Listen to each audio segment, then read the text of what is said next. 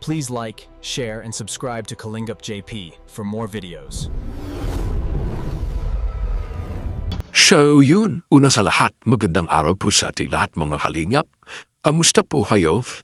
Sana ay nasa maayos kayong kalagayan, nasa mabuting pangangatawan, at higit sa lahat, ay nasa tahimik na estado ng isip at puso. Ako po si Kalingap GP at ngayong araw mga kalingap, hindi lang basta usapan ang naharapin natin. Ito ay kwentong may lalim, may emosyon, at may tanong na hindi madaling sagutin. Alam nyo, habang tumatagal ako sa panonood, sa pakikinig, at sa pagiging bahagi ng komunidad na ito, mas lalo kong na-realize na hindi lahat ng kwento ay dapat hinusyahan agad. Minsan, masyado tayong mabilis magsalita, masyado tayong mabilis magdesisyon. At kahit halahati pa lang ng kwento ang alam natin. At dito papasok ang birthday ni Papa Eds, isang kaarawan na akala ng iba ay simpleng selebrasyon lang.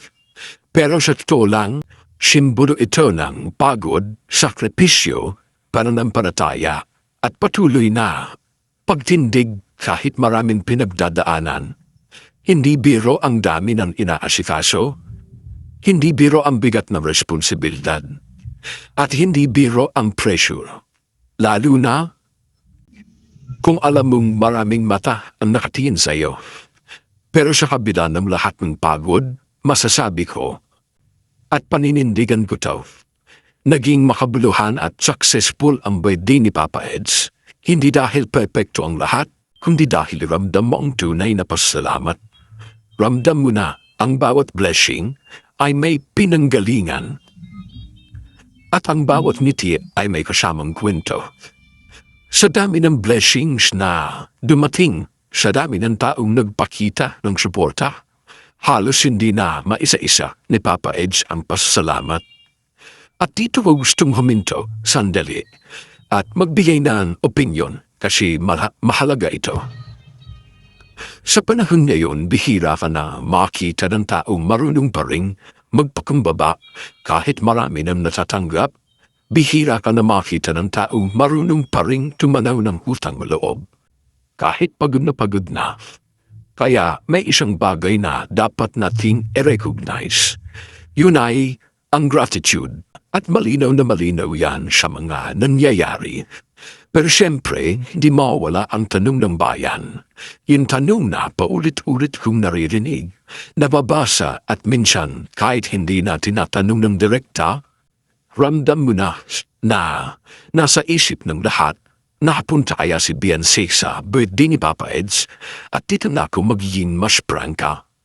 Mga kalingap, hindi masama ang magtanong. Ang masama, yung humusga ka agad kahit wala ka pang sapat na impormasyon.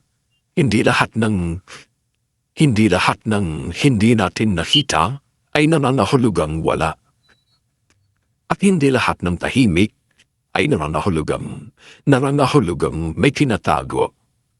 Sa totoo lang, minsan masyado nating ginagawang checklist ang buhay ng ibang tao. Parang kapag wala ka sa isang event, automatic may issue. Kapag hindi ka nakita sa camera, automatic may problema. Pero tanungin natin ang sarili natin. Ganun din ba tayo sa sariling buhay natin? Sa opinion ko lang ha, at palanagutan ko to, hindi ay obligasyon ng kahit sinong tao na ipaliwanag ang bawat galaw nila sa publiko. Kahit pa public figure sila, may hangganan ang pagiging open at may karapatan ang bawat isa sa pribadong desisyon. Oo, invested tayo. Oo, sumusubaybay tayo. Pero hindi ibig sabihin nun ay may lisensya na tayong manghusga. At ang totoo, mas exciting nga minsan ang hindi agad nalalaman ang sagot. Kasi doon mo makikita kung sino ang marunong maghintay at sino ang asat-natat gumawa ng sariling kwento. Siyempre, aaminin ko, curious din naman ako. Tao lang, pero mas pinipili kong maghintay kaysa mag-assume. Kasi alam ko na darating din ang panahon na lalabas ang sagot at malalaman natin yan sa upload ni Kalinga Prob. At pag dumating na yun, ang tanong, handa ba tayong tanggapin ang katotohanan kahit hindi ito tugma sa inaasahan natin? Dito na pumapasok ang mas malalim na usapan. Bilang mga kalingap, ano ba talaga ang role natin? Tagamasid lang? O bahagi tayo ng komunidad na dapat may respeto, pasensya at malasakit? Kasi kung suporta lang kapag masaya. Pero mabilis man iwan kapag may katahimikan. Suporta pa ba talaga yun? Sa opinion ko lang ha, at apin lang to. Minsan hindi mo na kailangan ng malinaw na paliwanan. Minsan ang presensya o hawalan ng presensya ay may sariling kwento.